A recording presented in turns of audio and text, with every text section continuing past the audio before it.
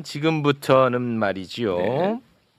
김건희 전문가 한 분을 모셨고요. 통일교 전문가 한 분을 모셨습니다. 진짜 전문 분야. 김건희 통일교 전문가. 그 두 가지 이야기를 네. 한번 들어볼까 해서 귀한 두 분을 모셨습니다. 먼저 박은정 의원과 같은 미용실을 다니는 주진우 기자 박수로 모십니다. 근데 왜 이렇게 스타일은 달라? 그래요. 오래전부터 한 20년 같이 다녔어요. 오랜만에 뵙겠습니다. 네. 어서 오십시오. 고맙습니다. 자, 그리고 신용환 부위원장님 박수로 모십니다. 안녕하세요. 네. 신용환입니다. 네, 반갑습니다. 최근에 주진우 기자가 김건희와 이준수가 2015년에 서로 나눴던 카톡을 공개를 했더라고요. 맞아요. 예. 근데 저희가 이거를 이제 그동안에 못 다뤘는데 오늘 좀 한번 다뤄볼까 합니다. 네. 우리 주진우 기자가 공개한 2015년 카톡 소개 부탁드리겠습니다. 도이치는 어떻게 해야 돼? 그러니까 이준수가 요즘도 주식해? 아직도 그거냐? 결혼했구만. 결혼 안 했는데 4,500원 단가라고 보내고요. 그리고 이준수가 끼고 살면 결혼한 거지. 딴청 피우는 이모티콘을 보냅니다. 도이치 바보야. 팔아?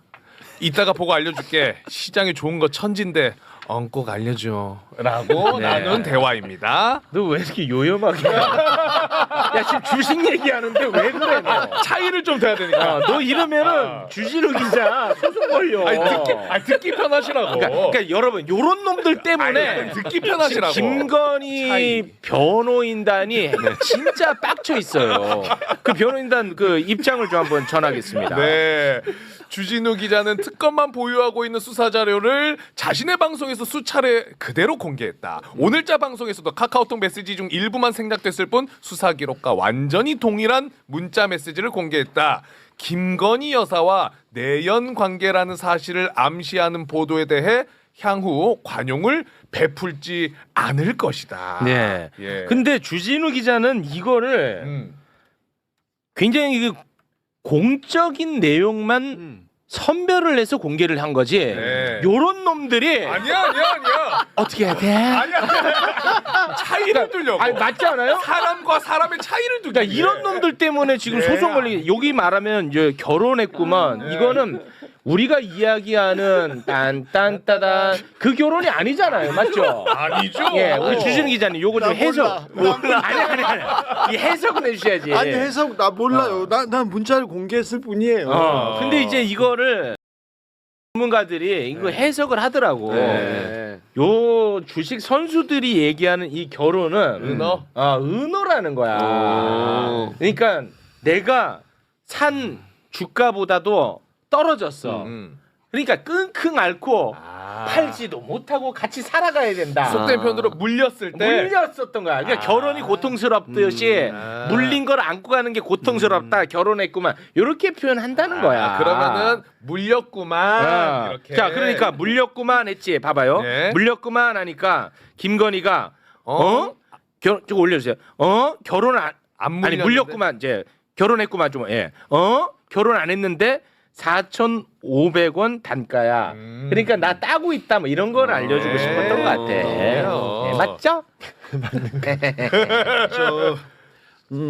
이준수는 그 주식 전문가고요. 2000년대 초반부터 김건희의 주식 투자를 봐주던 사람입니다. 가까운 사람이었는데 일단 검찰도 이준수의 컨설팅을 받고 이준수의 코치로 주식 투자를 하고 주가 조작을 했다는 걸 알고 있었어요. 근데 서울지검에서 수사를 하다가 말지요. 왜 이준수를 수사하다가 마냐면 조서를 남길 수 없냐면은 이준수 조서를 남기고 이준수 관련된 카카오톡을 붙이잖아요. 그러면 여기서 난리가 나는 거예요. 그래서 봐줬어. 이준수는 아무것도 아니야 이렇게 해서 봐주고 아예 조서에 남겨놓지 않습니다. 그런데 이번에 잡혔죠 특검에서. 네. 특검에서 열심히 잡으려고 하지 않았는데 나중에 네. 어떻게 잡아요. 네.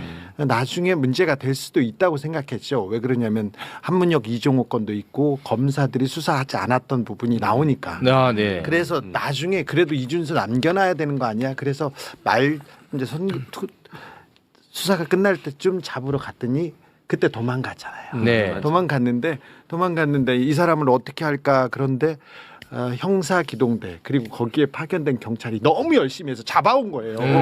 그래서 당황했어. 담당 검사는 갔고요 이미. 오. 그리고 다음번에 이렇게 남겨놨는데 너 일로 알랄라 해가지고 보니까 또 보니까 이걸 어떻게 하지 덜덜덜 떤 거예요.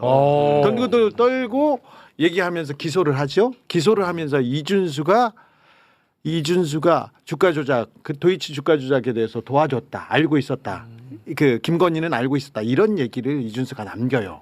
그랬더니 김건희 측에서 저격을 하죠. 이준수 아무것도 모르는 걸로 추측하지 마라. 너 모르잖아 이렇게 했는데 이준수가 얘기를 했잖아요. 모르잖아 했는데 그래서 제가 많고 많은 문자 중에 모르잖아 했을 때 아니 알고 있었잖아. 그래서 그 문자만 낸 거예요. 그렇게 이제 올린 그리고 거구나. 저한테 문자 특검이 가지고 있는 걸 네가 왜 다 공개하니 얘기하는데 예. 저는 특검이 가지고 있지 않은 자료들도 많이 공개했어요. 그 짝다리 사진 있지 않습니까? 네네. 궁궐 투어 이배용이랑 이배용 그거 네. 그거- 슬랩바. 네 슬랩바. 네. 그거 어떻게 어디에서 받으셨어요? 더 특검에서 얘기할 정도니까. 어디에서 찾아야 됩니까? 용상. 네. 근데 용상 사진 어디에서 찾으라고 제가 얘기했는데 안 찾고 있습니다. 지금. 그 기자님 이거 어디서 났어요?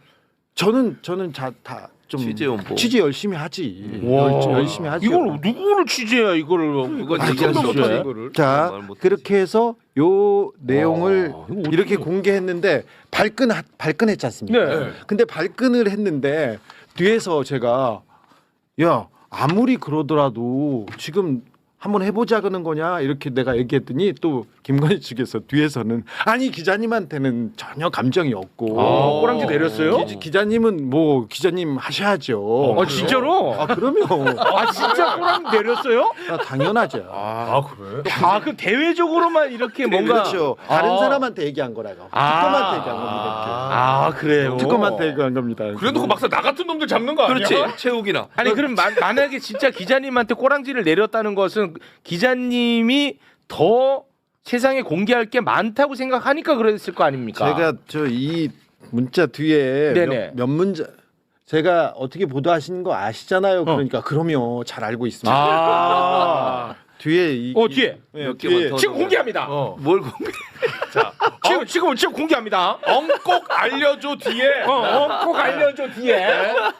자, 가야죠 형님. 아니 나 그 준비해오라는 줄 몰랐어. 가야지. 몰랐어요 진짜로. 아니 그러면 아니 교수님 계신지도 몰랐어 나 진짜로. 아니 그럼 기자님 이거는 이제 굉장히 그 공적인 부분에 대한 내용만 똑 뗀 거예요. 네 저는 공적인 부분. 그러니까 이거 주가와 관련해서 네. 알고 있었던 거 아니냐 뭐 이런 건데 사적인 내용 당연히 많을 거 아니에요. 이거 사적 메신저니까. 그렇겠죠. 근데 그거 하나만 여쭤볼게요. 그 지금 온라인상에 또 돌아다니는 그 카톡 그 진짜예요? 저는 그거 거기에 관심도 없고 그 내용을 확인하지 못했습니다. 제가 잠깐 보여드릴까요? 그러니까 그 내용을 확인하지 못했어요. 그리고 지금 돌아다니고 어떤 거는 저는 확인하지 못했고 특검도 확인하지 못한 것으로 알고 있습니다. 어떤 부분은 만들어져 있고 어떤 부분이 진짜인지 저는 모릅니다. 저는 몰라요? 다 처음부터 끝까지 모든 것을 다 확인하지는 못했고 모든 걸 취재하지는 못했으니까 제가 본 것만은 그렇습니다. 네. 네. 그러면은 앞으로 관련 보도를 더 하실 거예요? 상황을 보면서 네. 김건희가 도이치모터스 주가 깊이 관여한 부분도 있지만 그보다 더 중요한 내용들이 있지 않습니까? 혹시 비상계엄에 관여했을까? 그게 핵심입니다. 예. 그게 그리고 핵심이에요. 왜 12월 본인은 계속해서 지금 아니라고 하고 그 김건희 변호인단 쪽에서도 특검과 내란과는 전혀 관련성이 없다. 노상원과 통화한 적도 없다. 관련성 없다고 얘기하는데 내란 특검에서도 내란 특검에서 아직 단초를 잡지는 못했어요. 김건희 특검은 그쪽은 쳐다보지도 않았는데 네. 그런데 김건희와 윤석열의 관계를 이렇게 봤을 때 네. 윤석열이 김건희를 위해서 김건희한테 등짝 맞을 짓을 했을까? 말도 안 되죠. 그 부분은 풀리지 않는 부분이 너무 많고요. 그리고 또 김건희, 윤석열, 특별히 김건희는 거의 모든 거를 그 주변에 네. 다른 그 비과학적인 그 질문을 구하곤 했습니다. 아시다시피 유경옥은 다 알려진 인물입니다. 네. 유경옥은 자기가 가장 믿는 신복이잖아요. 신복인데도 때에 따라서 철에 따라서 물어봅니다. 선생님 이 사람 믿을 수 있나요? 네, 자기 비서고 자기가 제일 잘 아는 사람이잖아요. 그걸 무속인한테 물어봐요. 유경옥에 대해서까지도 네, 예. 믿을 수 있는 자, 와, 이뿐이겠습니까? 이뿐이겠습니까? 그래서 가장 중요한 부분에 대해서 김건희가 이 국정을 어떻게 농단했을까? 그리고 내란에 대해서 얼마나 관여했을까? 그 부분에 대해서 네. 제가 굉장히 좀 취재가 되고 있습니다. 아, 깊은 되고 있어요? 데까지 됐어요. 그래서 지금 김건희 쪽에서 발끈하면서 지금 기자회견문에 제 이름을 박은 건데 사실은 그 지난번에 궁궐 투어하던 사진 공개했을 때 쓰레빠. 쓰레빠 사진 공개했을 때 그때도 이제 작작들 해라 누가 제보한 줄 안다 이렇게 경고했고 그 전에 서희건설 반클리프 목걸이 있잖아요. 네. 그 목걸이가 중요했잖아요. 나토 목걸이. 그래서 제가 서희건설에 사줬다. 그 얘기를 공개를 먼저 했습니다. 그래서 자수서를 썼죠. 이봉관 회장. 맞아요. 이봉관 회장이 자수서를 썼습니다. 메가매직 했다고 네. 이실직고 했을 때 그때 이제 그 한 측근 변호사가 나와서 저를 저격하는 글을 쓴 게 그것도 저기 김건희 씨의 작품이라고 보고 있어요. 근데 이제 그만해라. 네, 그런데 그만하라고 하는데 그 제 취재가 어느 정도 지금 중요한 길목을 넘어섰다 이렇게 생각이 됩니다. 지금 김건희 변호사의 그 기자회견문 보도 자료를 보면 그러니까 김건희 측에서는 이 주진우가 이 계엄 관련해 가지고 김건희가 어느 정도 개입한 정황을 좀 잡을 우려를 하고 있다라는 말씀이에요. 네, 그런 것처럼 보이면 느껴집니다. 근데 실제도 어느 정도 근접해 있고요. 저는 그렇게 가야 되는데 저는 이제 문제 제기를 할 수는 있으나 이제 네. 김건희 특검하고 내란 특검에서 이 부분을 확인해야 되는데 네. 지금 내란 특검은 이틀 남았습니다. 그리고 네. 김건희 특검은 12월 28일까지니까 며칠 남지 않았는데 그 부분에 대해서 김건희가 이 국사를 농단하는데 그 다음에 계엄에서 어떤 역할을 했는지에 대해서는 지금 거의 진전이 없어요. 예. 없어서 기자님이 진전을 시켜야지. 근데 내가 다 해. 이것도 찾아오고 저것도 찾아오고. 좀 해. 아니야. 열심히 하고 있어요.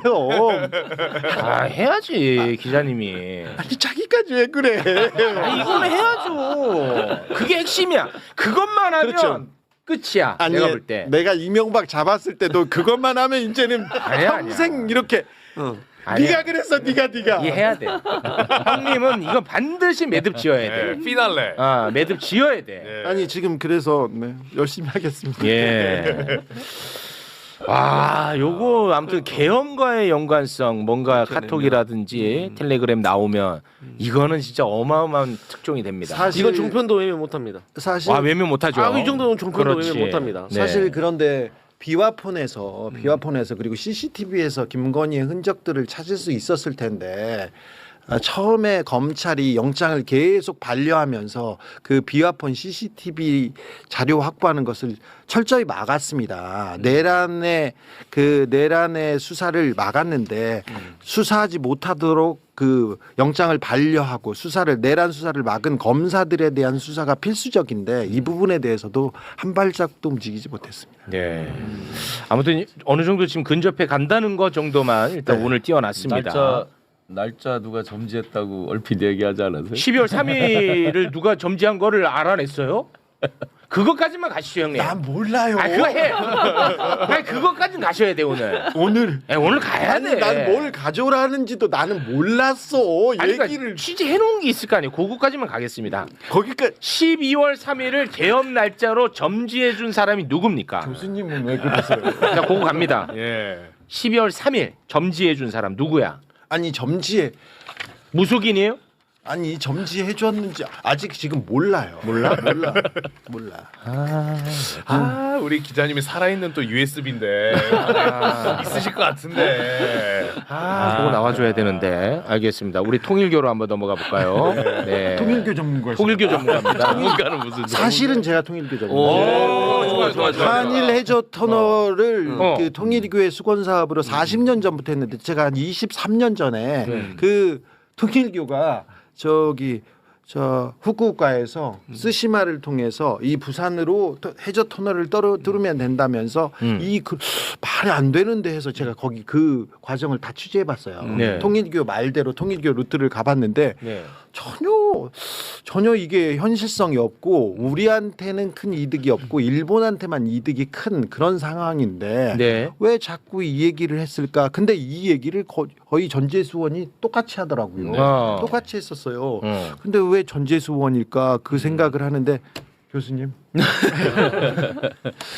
글쎄요. 그 뭐 개별 의원들이 하여튼 어떤 뭐 상황에서 금품을 수수했다 말았다 이 부분은 이제 수사 영역으로 급격하게 빠르게 지금 압축적으로 수사를 할 것 같으니까 네. 그 부분은 저희가 이제 변론으로 하더라도 그럼 윤영호 씨는 어떤 동기와 목적으로 지금 이런 얘기를 8월에 이제 부른 거잖아요. 네. 8월에 했다가 그동안 한동안 잠잠하게 있었던 거죠. 외부로 안 흘러나왔잖아요. 그렇습니다. 그러다가 이제 최후 변론 그 앞에 네.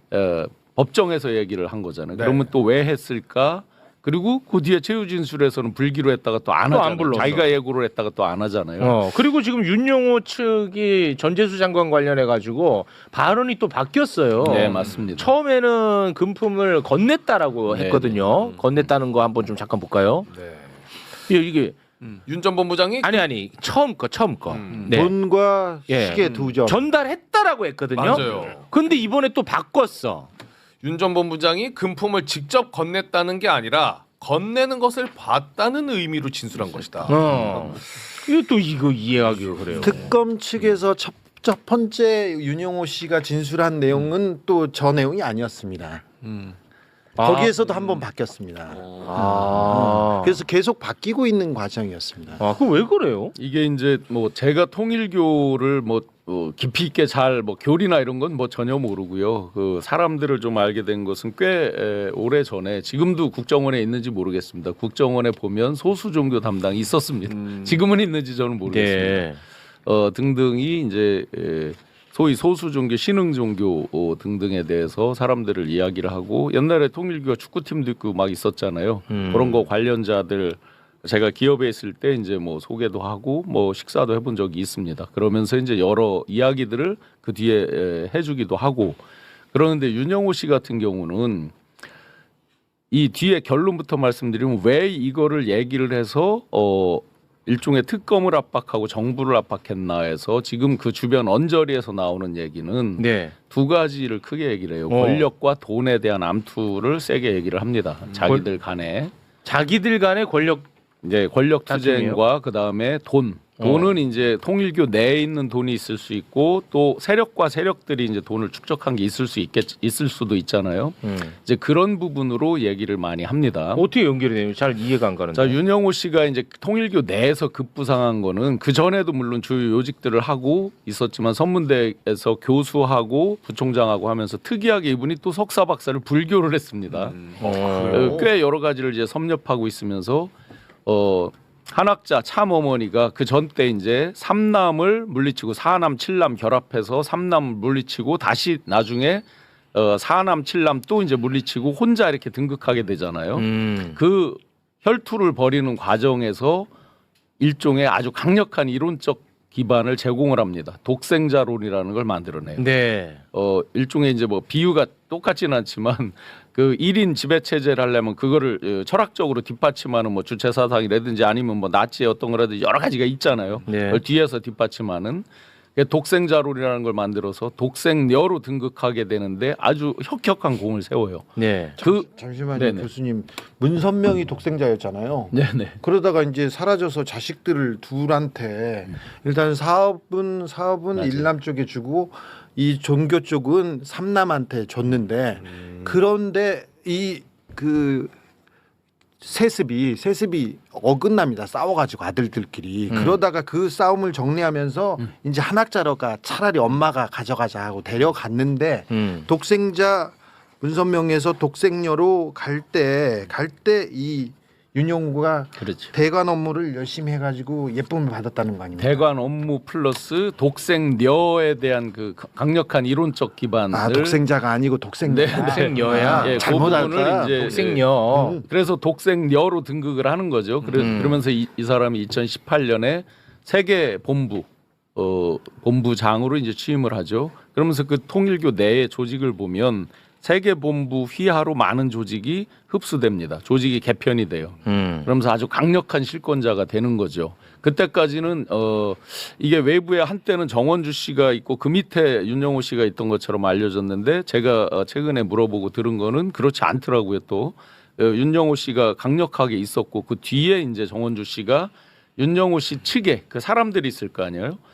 세계 17개 나라 정도에 지금 세계 본부가 있었고 그 웬만한 그 제3세계 국가의 원수급 그러니까 대통령이나 뭐 총리 이런 사람들하고 다 가깝게 지냈고 이들이 그런 수단으로 많이 쓴 게 이제 유엔이나 이쪽하고 항상 긴밀하게 관계를 많이 했어요. 네. 유엔의 지속 가능 뭐 SDGs 이런 사업에 후원도 하고 또 실제 물품이나 이런 것들 납품하고 들어가는 이런 일들까지도 많이 이제 관련이 돼 있었는데 네, 그런데요. 세계 본부장으로 이제 올라서면서 또 부인이 재정국장 이모 씨로 그렇습니다. 알려져 있는 부인이 네. 재정국장을 하니까 돈에 대한 흐름도 잘 알 거 아니에요. 그렇죠. 연간 대략 알려져 있기로는 일본에서 들어오는 것만 3천억 이상이 이제 해마다 헌금조로 해서 들어왔다는 거잖아요. 3천억. 많이 이제 그건 알려져 있는데 음. 이게 재밌게도 3천억이 우리 기업으로 지금 매출 3천억이 아닌 셈이잖아요. 순이익 3천억인 셈이잖아요. 비유하자면. 네, 순이익이야. 비용이 엄청난 없어. 돈이죠, 사실은. 네. 그래서 효정 글로벌 재단이라고 이제 그쪽에서 이런 것들을 통상적으로 보면 엄청나게 세무조사를 한다든지 여러 가지가 있어야 되는데 그동안 이들이 대관 업무를 정말 잘한 거겠죠. 그러니까 이제 그런 부분에서 크게 뭐 지장 없이 들어온 돈을 거의 다 이제 쓸 수 있었던 것 같아요. 네. 그러면서 세계 선교 본부장이다 보니까 이제 권한이 꽤 컸겠죠. 네. 그래서 이 발언 내용 지금 공개된 걸 보면 선물하고 이런 거 할 때 뭐 100만 불 이런 걸 쉽게 얘기하잖아요. 누구가 뭐 1시간 동안 자기 농구쿠토에서 뛰는데 뭐 100만 불 뭘 줘야 된다 이런 걸 쉽게 30만 불, 40만 불이 들어간다는 전제하에서 뭐 이런 말을 하는 게 막 뉴스에 지금 나와 있잖아요. 네. 그러니까 돈에 대한 그런 컨트롤권이 상당히 이제 많이 있던 상황에서 2022년도까지 굉장히 많이 실권을 하고 했는데 실제로 그 뒤에 이제 전행하고 하는 것들이 좀 발견이 되는가 봐요. 그 한학자 참어머니랑 그 딸들하고 해서 패밀리들이 여러 가지를 이러이러한 일도 저질렀어 하고 이제 내부에 굉장한 파벌 싸움이 나게 된 거죠. 아, 좀 슈킹이 있었나 네, 그런 게 있었나 봐요. 아, 이제 슈킹. 뭐 확인이 안 되지만 전해주는 많은 사람들의 슈킹. 얘기를 취합해 보면 그렇습니다. 그러다 보니까 2023년 5월에 한 번 이제 1차적으로 걸르는 내부적인 이제 권력 암투가 있는 거죠. 그러면서 네. 정원주 씨가 이제 훨씬 더 강하게 올라오는 이런 과정에서 이게 이제 딱 터지고 나서 보니까 다 이 사람한테 개인 비리로 엎어씌는 것 같은 느낌으로 이제 많이 왔잖아요. 아, 윤용한테 초반에. 덮어씌워. 통일교 내에서. 그러니까 이 사람이 통일교 전체에 대한 반감이 하나 있었고 그다음에 이제 그때 특검 등등이 세게 조사가 딱 들어오려고 하는 순간에 이제 생각을 해본 다음에 입장을 바꿔 보면 나나 또는 내 그 패밀리들이 있을 거 아니에요. 함께하는 그 파가 있을 거 아니에요. 그 사람들에 대한 조사 이런 것들에 대한 블로킹 이런 니즈들도 있었을 것 같아요. 그러면 이게 처음에 2025년 6월쯤에 이제 있었고 8월에 이 발언을 한 거잖아요. 특검에서. 8월에 특검에 진술했습니다. 근데 완전히 아웃으로 출당시킨다는 게 6월이거든요. 그러니까 반감이 극에 달할 때잖아요. 통일교에서 아웃시킨다는 게 6월. 예, 통일교에서 6월 달에 올해 이제 출당 조치하겠다라고 공식적으로 발표를 하잖아요. 네. 굉장히 크게 이제 반감이 있었을 것 같아요. 시기로 보면. 근데 8월에 그래서 막 빡세게 조사 같은 게 들어올 때 일단 자기 블로킹이 필요하니까 국힘 그다음에 민주당 양쪽을 딱 걸쳐 놨는데 그렇게 하고 일종의 이제 히든 카드는 다 쓰면 안 되잖아요. 네. 어느 정도 입 다물고 온 것 같아요. 그러는 과정에서 9월 달에 한학자 총재가 구속이 됩니다. 네. 그러니까 파벌 싸움에서 그때까지만 해도 출당을 하니 많이 하지만 영향력이 세게 있던 것인데 참어머니 구속돼 있고 본인도 구속돼 있어요. 남는 세력들은 자유롭게 뭔가를 하고 있고 자기들은 그게 잘 안 되겠죠. 네, 조금 길죠. 이야기가 조금 요약하셔야지. 네, 그래서 요약. 결론은 요약하셔야 돼. 이 방송이 좀 학구적이었군요. 아, 너무 길어 지금. 결론은 그런 결론은 이제 암투 속에서 네. 자기들 그 개파의 이익과 이런 것들이 거꾸로 국힘이나 민주당 정치 영역으로 이제 세게 영향을 미친다. 그걸 아마 대통령께서는 어느 정도 이제 보고를 뭐 최근에 받으신 것 같아요. 느낌의 전체 흐름을 보면 그러면서 단호하게 대처하다 보니까 엊그제 들은 말로는 이들이 당황을 했다는 거예요.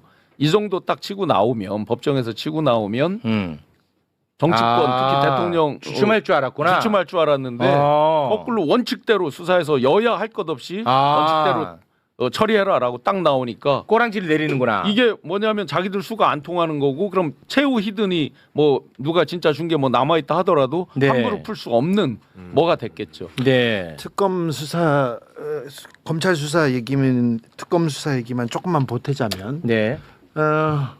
건진 법당에서 통일교 얘기가 나오죠. 그죠? 네. 건진이 통일교 로비스트였잖아요. 네. 아, 네네. 네, 그렇잖아요. 네. 건진은 뭐 역술가라고 봐야 되나, 무당이라고 봐야 되나, 아마테라스라고 봐야 되나 그런 브로커죠, 사람인데, 브로커. 자 통일교의 로비를 받아서 그 로비스트로 역할을 했습니다. 통일교 관련해서. 네. 그러면서 지금 윤영호 그 이름이 나와요. 그렇습니다. 각종 이름이 나왔습니다. 그러면서 캄보디아 ODA 나오고 아프리카 얘기 나오고 네. 아프리카의 통일교에서 어떤 그 독재자를 위해서 50만 불을 썼네, 몇만 불을 썼는데 여기에서 한국의 대선 자금에 1억을 준 것만 지금 나왔잖아요. 네. 특검 딱 털었는데 권성동 1억만 나왔어. 이게 달까? 아니지. 쇼핑백이나 다른 거는 안 나왔어요. 그런데 특검 수사에서 캄보디아 얘기도 안 나왔어요. 그 아프리카 얘기도 안 나왔어요. 남부지검에서 건진을 수사하던 이 통일교를 수사하던 수사팀이 이리로 왔는데 관봉대 띠지 없앤 그 몇 사람들이 네. 왔지 않습니까? 와서 수사를 하나도 안 하고 윤영호 얘기만 듣고 있었어요. 그래 몇 개. 권성동 잡았어, 한학자 잡았어. 우린 잡았으니 됐어. 그리고 나서는 연판장 돌리고 민중기 괴롭히고 그러다 가버렸어요. 가버려. 그러니까 지금 수사를 하다 말고 어느 부분만 하다가 괜찮아 이제 하고 말았어요. 그러니까 그러면서 몇 가지 단서를 남겨놨어. 아까 그 윤영호가 작전을 하려고 통일교 작전을 하려고 남겨놨는데 이 내용이 나오면 특검에서 이런 내용이 나왔다 발표를 하고 이 내용은 특검 수사 분야가 아니니까 경찰로 보내겠다 그 얘기를 특검에서 했어야 되는데 그렇지. 윤영호가 재판받다가 야 나 가만 안 있겠어 맞아요. 나 다 물어버릴 거야 이렇게 하는 걸 보고 있는 걸 그렇습니다. 이건 특검의 일차적인 잘못이었다는 얘기를 한번 하고 그래서 종편에서는 그 얘기만 한답니다 지금. 네. 특검이 이건 뭉갰던 이야기. 아니 근데 그보다 더 중요한 거는 한학저와 윤영호가 윤석열이 필요했어요. 왜 그러냐면 아베 저격 사건으로 그 이후에 그 자민당 그리고 아베 주변을 지원하던 그 정치인들이 하나씩 둘씩 다 갔어요. 다 가고 지금은 일본에서는 아베 저격범이 영웅시 되고 네. 그다음에 통일교는 해산하기로 된 해산 절차를 밟고 있어요. 그래서 그 모든 돈을 매출액이 3천억이라고 했죠. 그 이후에는 더 됩니다. 한국 지금 방문회로 해서 일본에 있는 통일교 신자들이 다 돈을 가지고 들어오고 있습니다. 그게 한국에 통일교 들어오죠. 방식이에요. 그건 나쁘지 않네. 네, 그런 방식이야. 웨어벌이. 만 달러씩 가지고 들어오는. 웨어벌이. 자, 근데 그 돈 그래서 윤석열한테 올인했어야 되는 이유였어요. 그래서 윤석열, 김건희한테 계속 얘기하고 김건희가 윤영호한테 얘기하잖아요. 도와주셔서 감사합니다. 한 네. 번만 더 도와주세요. 대선 때 도와주셔서 감사하지만 더 도와주세요. 얘기했었는데 그 내용의 실체를 파헤치다가 마니까 지금 이런 상황이 왔는데 지금 그 몇 가지 보험을 들려고 윤영호가 지금 쓰는 수가 있는데 윤영호의 진술이 특검에서 그리고 계속 바뀌고 있다. 지금도 바뀌고 있다. 뭐 손목시계가 2개였다, 하나였다, 네. 아니다, 건넸다, 아니다, 봤다 지금 바뀌고 있는데 그렇습니다. 지금 여기에 놀아날 것이 아니라 이제 찬찬히 수사하는 걸 좀 지켜봐야 됩니다. 그래서 이제 대통령 입장에서는 이제 정부 입장에서는 이게 특검의 꼬리가 이제 몸통 전체를 흔드는 거잖아요. 이 양쪽으로 이렇게 들었다라고 해놓으면서 특검의 어떤 정당성, 정통성 전체를 뒤흔들려는 것 이것을 대통령이 용인할 수가 없는 거죠. 근데 그거를 헌법적 지금 가치를. 통일교가 흔드는 거예요? 검찰이 흔드는 거예요? 양쪽이 같이 뭐 맞물리는 면도 있을 것 같아요. 맞물리는 면이 오늘 좀 있어요? 오늘 돌아다닌 지금 찌라시 오늘 나와 있는 거에 보면 네. 특검 내 파견된 모 검사가 당황했다 이렇게 이제 찌라시가 돌고 있죠. 이거를 해서 어느 정도 잠재우고 마무리할 수 있을 줄 알았더니 오히려 커졌다. 이 대통령의 원칙적 입장으로 나오면서 그게 이제 오늘 현재 지금 찌라시. 우리 부위원장님 어떻게 찌라시가 많이 와요. 뭐가. 아니 뭐 혹시 뭐 구독자입니까? 아니 찌라시가 진짜 많아. 구독자인가 봐. 구독자보다 아니 발원지 같아요.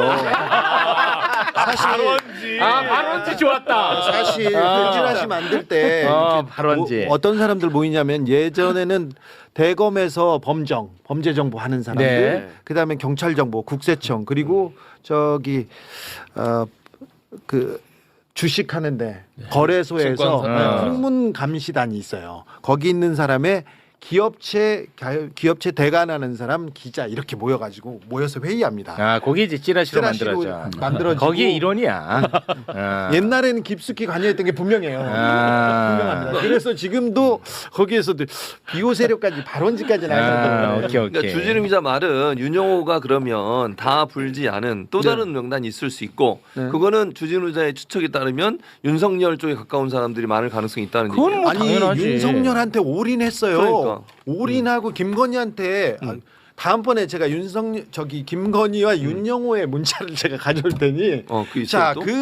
그 내용을 이렇게 보고 그리고 진술한 내용을 보면 김건희가 또 진술한 내용을 보면 둘이 얼마나 그 통일교와 윤석열 캠프, 통일교와 국민의힘은 결속해 있는지를 알 수 있어요. 그리고 한 학자가 홀리 마더가 꼭 이 사람이 되어야 된다고 하면서 점지한 사람이 윤석열이에요. 맞아요. 그 문구는 다 버리고 지금 와서 국민의힘도 하면서 민주당도 했다, 누구도 했다. 아니 종교단체 사람들이 누구도 만나죠. 정치하는 사람 누구도 만나죠. 만났다라고 끝날 것이 아니라 지금 통일교는 절박했고 윤석열이라는 끈을 잡아야만 해요. 그리고 네. 그 윤석열이 통일교 사람을 정치인으로 넣고 정책을 가지고 우리하고 한 몸이 돼야 된다는 절박함이 있었어요. 네. 근데 이게 중요했는데 갑자기 이 수사가 멈추고 민주당으로 민주당 가더라니까요. 쪽으로 가다가 멈췄는데 그 수사도 제대로 생각하고 지금 이런 뉴스가 계속 단독을 달고 나오는데 좀 웃기다. 이런 그러니까 생각이 중심을 듭니다. 잘 잡고 여기 좀 대응을 해야 된다는 그렇죠. 말씀 같습니다. 네, 알겠습니다. 뭐 요 정도로 정리하겠습니다. 네, 요 정도로 정리를 좀 하고요. 두 분과는 여기서 좀 인사를 나누겠습니다. 뭐 혹시 뭐 하실 말씀 있으세요? 아니, 주신 말씀이 정말 맞는 게 국민의힘은 너무 뻔뻔하게 지금 윤석열과 국민의 이 잔당 세력들이 같이 통일교를 벌인 거에 대해서는 그냥 권성동 한 명으로 퉁 쳐버리고 1억으로 갑자기- 끝났다고요? 그러니까요. 퉁 쳐버리고 갑자기 자 공격 우리는 다 단죄 받았으니까 너희도 잘못했네 이런 구도로 간다는 게 정말 잘못된 거다. 그렇지. 알겠습니다. 이제 홍상훈 선배 전문 분야부터 하나하나 훑어가도록 해볼 텐데 도이치모터스 주가 조작 사건에 새로운 이름이 등장을 했는데 김건희 특검 수사 와중에 바로 김건희 씨와 이준수 씨라는 흔히들 언론에서는 세강자라는 별칭으로 부르기도 하는데 김건희 씨와 두 사람이 나눈 대화 내용이 공개되면서 굉장히 큰 관심을 끌었거든요. 그러니까 이 이준수라는 사람은 사실 기존의 권오수나 뭐 이종호 이렇게 김건희하고 같이 작업하던 그 사람들하고는 좀 다릅니다. 그러니까 차원, 세계관 이런 게 좀 달라요. 왜냐하면 이준수는 일종의 김건희의 깐부나 마찬가지야. 오래전 그 둘이 안지가 굉장히 오래됐거든요. 그런 걸로 보입니다. 지금 보면. 2000년대 초부터 그러니까 알게 된 거로 보여져요. 그 부분은 왜 그런지는 이제 차후 이제 풀어나가기로 하고 이준수가 96년부터 전업 투자자로 이제 활동을 하면서 2003년에 이 사람이 막 증권사에서 하잖아 실전 모의 투자해갖고 뭐 이 사람이 다 1등을 해버려. 아 그래요? 실제로 그래서 책도 내고 뭐 이 세강자의 무슨 뭐 주식 독학과에 뭐 이런 책도 내고 그래 유명해졌어요. 자기 네이버 카페에서 해서 뭐 아마 김건희가 그때 그래서 주식을 아마 같이 한 거로 보여져요. 근데 하여튼 요즘 공판 재판이 이렇게 김건희 재판이 안 열렸다면 이런 얘기들이 하나도 공개가 안 됐었겠지. 그렇죠. 근데 특검에서 어쨌든 재판을 시작하면서 공소질하면서 여러 가지 사실들이 막 까지는 거거든요. 일단 최근에 가장 웃겼던 거는 그러니까 김건희하고 뭐 우리가 여기서 그 사적인 부분을 갖다 끄집어내는 건 사실 저는 맞지는 않다고 봐요. 그런데 사적인 영역 공판에서 의도치 않게 끄집어내지거든요. 그래서 지난번에 어쨌든 그 우리 주진우 기자가 공개했던 것도 이건 공판에서 나온 건 아닌데 그 부분에 대한 오해가 약간 있는 것 같아갖고 뭐 결혼했냐 그랬더니 김건희가 결혼 안 했는데 뭐 이런 얘기도 하고 그랬잖아요. 그걸 이제 저도 처음에 그렇게 생각했거든. 아 이거 처녀 행세하면서 이렇게 뭐 남자 만나러 다녔나? 이렇게 생각을 했는데 그런 내용은 아니었죠. 그건 아닌 것 같아요. 왜냐하면 결혼했냐는 게 그쪽 꾼들의 은어로 주가 조작 꾼들의 은어로다가 이게 물려갖고서는 어쩔 수 없이 그냥 장기 보유하는 거로 이걸 결혼했냐고 하거든요. 왜냐하면 그때 김건희가 그랬거든. 결혼 안 했는데 그러면서 매수 단가가 4,500원이야. 왜냐하면 그날 5월 2010 그때가 2013년 15년인 것 같습니다. 15년 아닌가요? 예. 아니 그때 그렇지 2015년 15년, 네. 5월 10일인가 그때 종가를 내가 확인해 봤더니 5,400원이야. 5,460원. 그래서 4,500원에 샀는데 5,460원이면 물린 건 아니지. 아, 그렇네요. 네. 그러니까 이거는 그 세강자가 이준수가 너 물렸지 그 결혼했지 도이치랑 그랬더니 아니야 그거 결혼 안 했어. 아, 사실관계를 이렇게 된 말해주는 거야. 거고. 네. 근데 제가 관심 있는 거는 얼마 전에 뉴스공장에 추미애 의원이 나와서 이준수가 혹시 제이슨 아니냐 그 얘기를 했거든요. 아, 추미애 의원이요? 추미애 의원이 내가 옛날에 KBS 있을 때 보도한 걸 기억을 했나 봐요. 아, 방송을 한참 전 얘기인데 그거는. 그렇지. 나도 그래서 그 보도를 듣고서는 다시 한번 좀 이걸 뒤져보기 시작했거든요. 어쨌든 제이슨, 준수 이름이 비슷하잖아요. 제이슨이라는 얘기가 왜 나왔냐면은 그때 김건희랑 뭐 그 같이 이렇게 여러 가지 사업이나 뭘 여러 가지를 많이 했던 양 검사라고 있지 않습니까? 양모 검사라고. 네, 지금 기억납니다. 변호사로 기억을 했는데 이 사람을 제가 만난 적이 있었거든요. 그때. 아, 실제로 홍상훈 선배가 예. 대면 접촉을. 예. 왜냐하면 그때 뭐 다른 개인적인 사적인 영역 빼고 김건희 일가가 당신한테 그때 미국으로 양 검사 부인이랑 아들이 미국에 있었거든요. 그때 아들이 테니스 치다가 뭐 다쳤다고 그래갖고 치료비를 거액을 갖다 송금을 하고 그랬었어. 그런데 그게 나중에 보니까는 최은순 집안에서 다 보내준 거야. 그래서 그게 어떻게 된 거냐. 그리고 체코로 다 여행 간 것도 다 그 혹시 당신 돈으로 간 게 아니고 보니까 김건희 최은순이랑 같이 갔는데 그 사람들 돈으로 간 거 아니야. 이거 우리는 이게 뭔가 뒤를 봐주고 뇌물로 생각한다. 아, 일종의 유착관계 아니라 의혹을 가지고 접근을 한 건데. 우리 남녀관계 그런 거 관심 그런 없다. 게 없이. 네. 그랬더니 그때 설명을 해주면서 제이슨 얘기를 꺼낸 거예요. 왜 제이슨 얘기를 꺼냈냐면 김건희 일단 처음에 어떻게 알게 됐느냐 그랬더니 자기가 처음에 2001년 그때 대검에서 범죄정보 담당을 했는데 그때 네. 검정이라고 하잖아요. 예, 첩보 수집하는 역할하는. 그때 특히 자기가 맡은 분야가 그때 벤처기업 워낙 붐이 일대라. 있었으니까 그때 그래서 벤처기업들 정보를 수집하는 걸 자기가 담당했는데 그때 테헤란에 벤처기업들 많으니까 거기 이 벤처 투자자들의 일종의 간사 뭐 이런 역할을 하는 사람이 있었다는 거예요. 오. 이 사람 정보원으로다가 자기가 포섭을 했는데 그 사람 이름이 제이슨이었다는 거야. 그러니까 영문 이름으로. 제이슨. 네, 제이슨. 한국 이름도 있었는데 자기가 까먹었다는 거야. 한국 이름을 기억을 못 하겠다는 거예요. 그런데 제이슨은 특이해서 기억을 했대요. 물론 그 양검사 말입니다. 제가 이 사람 만난 게 2023년인가 그때였었거든요. 오래된 일이죠, 사실은. 네. 그렇게 아주 오래된 건 아니지. 한 2, 3년 제가 KBS 나오기 전에 그러니까 그때 만났었으니까. 그래서 그럼 그때 김건희를 처음 만났는데 처음 만나서 제이슨을 처음 만났는데 제이슨이 자기가 좀 자리를 마련해 달라. 이 바닥에 좀 자기가 정보를 범죄 혐의가 있고 뭐 그런 거 좀 정보를 들을 수 있는. 그랬는데 그래서 하필이면 르네상스 호텔 뒤에 있는 식당에서 만났는데 거기 여자하고 남자 한 명을 데리고 나왔더라 제이슨이. 근데 그 중에 하나가 이제 김건희였다는 거예요. 그래서 그때부터 이제 김건희를 공식적으로 몇 번을 만났다는 거야. 공식적으로 둘만 만난 건 아니고 몇 번 네. 공식적으로 만났대요. 그래서 여러 가지 얘기를 들었는데 나중에 그 제이슨이 자기한테 형님 동생 하는 사이가 됐대요. 그래서 형님한테 상담을 많이 했다는 거야. 그래서 뭔 고민 상담을 했냐 그랬더니 제이슨이 김건희를 굉장히 좋아했대요. 이건 물론 양검사 말입니다. 그냥 네. 거짓말일 수도 일방의 있어. 주장. 네. 제이슨이 김건희를 굉장히 좋아했다는 거. 자기는 결혼하고 싶어 하는데 장모는 아니지. 그러니까 최은순이 그렇게 반대를 했다는 거예요. 어머니가 반대한다. 김건희 씨의. 그래서 이걸 자기한테 고민을 그렇게 해갖고 뭐 그래서 그걸 내가 남의 니들이 청춘 남녀가 알아서 해야 될 일이지 내가 뭐 그 정도로 그냥 웃고 넘어갔다는 거예요. 그런데 나중에 2002년 월드컵 할 때 월드컵이었잖아요. 2002년에 월드컵 때 이 제이슨한테 연락이 왔다는 거야. 아 형님 지금 여기 맥주집에서 응원하고 난리 나는데 형님 와서 우리 한국팀 위해서 대한민국 한번 해줘 하고 전화가 왔다는 거예요. 그래서 갔대. 그 양모 검사 가셨고 제이슨 네. 만나러 갔더니 거기에 김건희하고 최은순이 앉아 있더라는 거예요. 그래서 아니 김건희야 그래도 젊은이가 그럴 수 있다 치는데 엄마가 여기 왜 나왔을까? 이상하네.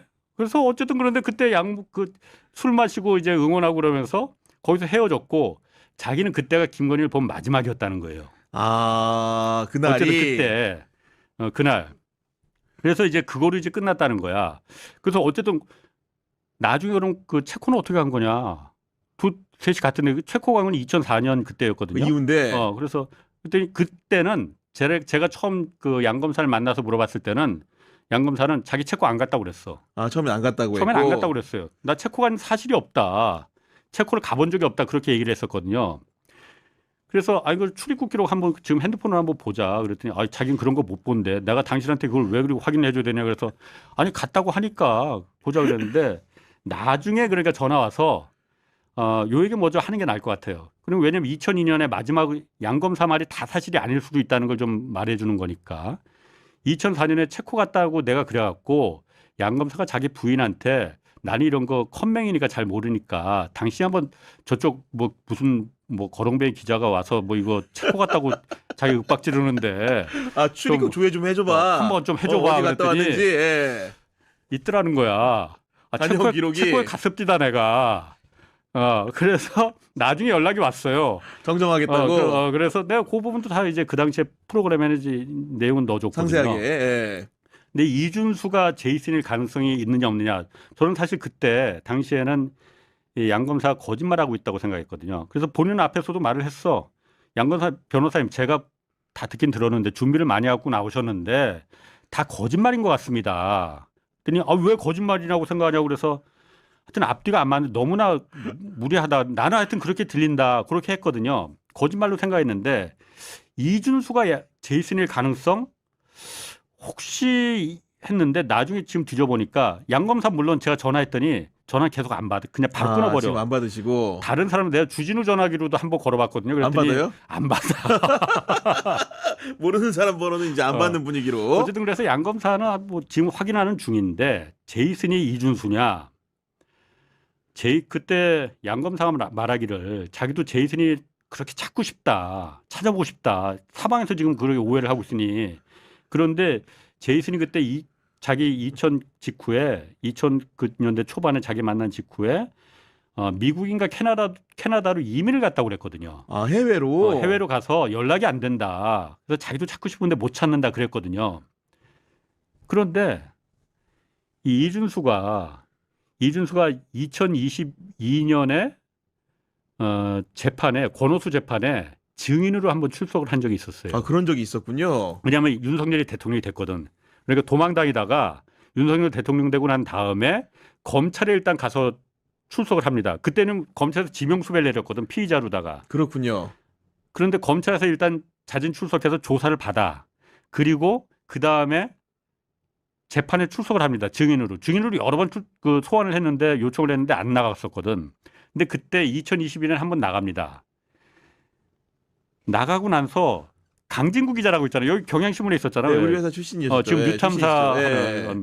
뉴탐사에서 그런 보도를 그때 강진구 기자가 그 재판에 나갔었어. 그래서 이준수를 따라붙어서 거기서 이제 몰래 이제 그 녹음을 해요. 인터뷰를 해요. 인터뷰를 하는데 이준수가 그 얘기를 하더라고. 나는 김건희를 그때 모른 게 2005년부터 외국에 나갔다. 이렇게 얘기를 한 거야. 이게 뭐야 진짜. 그럼 보니까. 제이슨도 외국에 나갔는데 이름도 제이슨 준수 비슷하고 제이슨 준수 이렇게 되니까 JS 들어가니까 지금 보니까 분위기가 그런 거 아닌가. 그 생각이 좀 든다는 거예요. 야, 그러니까 어떻게 보면 홍사훈 선배는 처음에 이제 김건희 관련된 의혹을 파헤치면서 전혀 다른 제3자를 통해서 제이슨이라는 사람을 알게 됐는데 네. 그 기억을 환기시킨 건 추미애 의원이고 네. 추미애 의원의 발언을 토대로 해가지고 과거의 취재 내용을 복기를 해보니까 네. 여러 가지가 공교롭게도 보이더라 이거지. 일치하는 부분들이 네. 하나둘씩 보인다. 그 아직 제이슨이 확정적이진 그렇지, 않지만. 물론. 네. 물론 이준수한테 물어봐야지 알겠지만 그럼요, 당신이 제이슨이야? 그럼요. 네. 물어봐야겠지만은 그거고 그다음에 이준수가 왜 중요하냐면은 이준수가 2층에서 맨발로 뛰어내렸잖아요. 사실 이준수는 도이치 주가 조작에 가담을 했습니다. 가담을 했지만은 중간에 빠져나왔거든. 빠져나온 게 아니고 권오소가 내보냈어. 권오소하고 사이가 별로 그렇게 좋지가 않았습니다. 왜냐하면 그때 이준수는 주식에 대해서 잘 알았기 때문에 꾼들하고 같이 공모를 했지만은 자기의 또 딴 주머니를 찬 거야. 그래서 김건희 그때 그 DB증권 동부증권 계좌를 김건희의 동부증권 계좌를 관리하면서 거기 있었던 태광 ENC라는 또 자기가 따로 관리하던 종목이 있어서 주가 조작을 하는 도이치 주식을 이 공범들한테 말하지 않고 그냥 팔고서는 그 판도로 다 태광 ENC를 산 거야. 아, 다른 거를. 그러니까 이 권오수나 이종호나 얘네들이 그걸 몰랐겠어요? 그러니까 거기서 중간에 떨어져 나왔어. 네. 그러니까 1차 주가 조작은 물론이고 2차 주가 조작까지도 가담은 했지만은 2차 주가 조작에서 중간에 나왔으니까 그렇게까지 막 권오수나 이종호 이런 애들에 비해서 크게 막 이렇게 죄질이 그 나쁜 건 아니었거든요. 네. 근데 왜 뛰어내렸을까? 2층에서. 좀 이해가 안 가죠. 그죠? 네. 왜 뛰어내렸을까? 공판에서 그게 나오더라고. 공판에서 김건희하고 이준수하고 카톡을 몇 개를 공개했잖아요. 뭐 SBS에서 말하는 그런 밀접한 그런 거 말고 그런 거 말고. 뭘 깠냐면은 2013년 4월 24일 날 그리고 6월 27일 날 이 둘이 이준수하고 김건희가 카톡을 한 게 있더라고요. 이 도이치 주가 조작은 공식적으로 2012년 12월에 종료가 됩니다. 근데 이거는 카톡은 2013년이잖아. 사후에 1년 뒤에 둘이서 카톡을 하는데 무슨 내용이 있냐면은 김건희가 이렇게 말합니다. 이제 도이치 방방 뜰 거야. 그러니까 이준수가 무조건 팔자. 방방 뜨면 꼭. 그러니까 김건희가 그래. 이 1차 주포 이정필이라고 있습니다. 얘한테도 말하지 마. 이정필을 소개시켜 준 게 그 이준수거든. 이정필한테도 말하지 마. 너만 알고 있어. 우리 이거 계속 할 거니까 일부러 그래서 공시도 지금 안 내고 있는 거야. 그 공시가 뭐냐면은 이게 지금 뭐를 말하냐면은 3차 주가 조작을 한 거야, 얘네들이. 아, 지금까지 알려진 거 이외에. 그때 시민보랑 나라 강진구라 다 의심을 했었거든. 근데 명백한 증거가 없어서 그랬는데 권오수가 그때 BW라고 있습니다. 신주 인수권 부사채라고 이 사채를 돈을 빌려주면 그걸 나중에 신주로 발행할 때 신주를 인수할 수 있는 권리 요거를 도이치에서 또 발행을 했었거든. 나중에 이걸 굉장히 권오수가 김건희 쪽에 싸게 넘겼어요. 이걸 말한 거야. 이게 그러면서 이걸 지금 그 신주 인수권을 공시에도 내지 않고 있다고 했잖아요. 곧바로 나온 공시가 뭐였냐면 그때 나온 공시가 홍콩의 타이코 펀드라는 데서 이걸 다 인수를 했거든. 아. 그럼 값이 뛰지. 그렇게 당연히 그렇겠죠. 값이 뛰지. 네. 그러니까 이걸 일부러 지금 안 내고 있는 거야라고 자기들끼리 작전을 한 거예요. 아, 그런 또 추정을 하실 수 있는 게 선배는 추정이 아니고 내용을 아니까. 네. 이것뿐만이 아니고 그때 권오수 재판에서 무슨 내용이 나왔었냐면 그때는 이거하고 연결이 안 되니까 잘 이게 몰랐었는데 최은순이 증권사 직원하고 통화한 게 나와요. 또 그 녹취가 까졌어. 재판에서. 권오수 재판에서.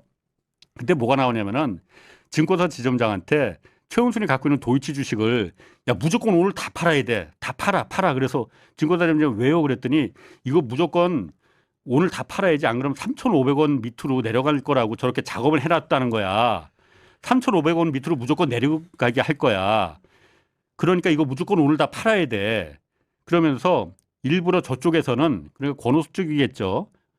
우리 같이 아는 사람들, 고마운 사람들한테만 미리 정보를 주고 미운 놈들한테는 엿먹으라고 안 알려주고 있는 거야. 이 얘기를 하거든요. 아. 그게 뭐냐면은 BW라는 거는 신주인수권 부사채라는 건 자기가 권리만 갖고 있는 거니까 주가가 내려가면 자기도 손해 보는 거잖아. 아, 그렇겠죠. 그리고 돈 네. 빌려준 사람한테 리픽싱이라는 발음이 리픽싱. 네. 다시 그러니까 이걸 산정을 한다. 가격을 주식을. 그러니까 옛날에는 100주를 주기로 했는데 가격이 떨어졌으니까 5,000원짜리 주였는데 이게 2,000원으로 떨어졌으니 이걸 그럼 한 300주 주겠다. 주식을 더 준다. 네. 이렇게 리픽싱을 작업을 하거든요.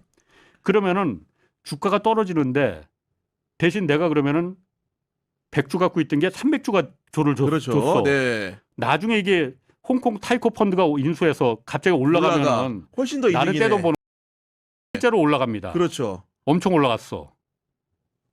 그러니까 그걸 알고 있으니 뛰어내릴 수밖에 없었지.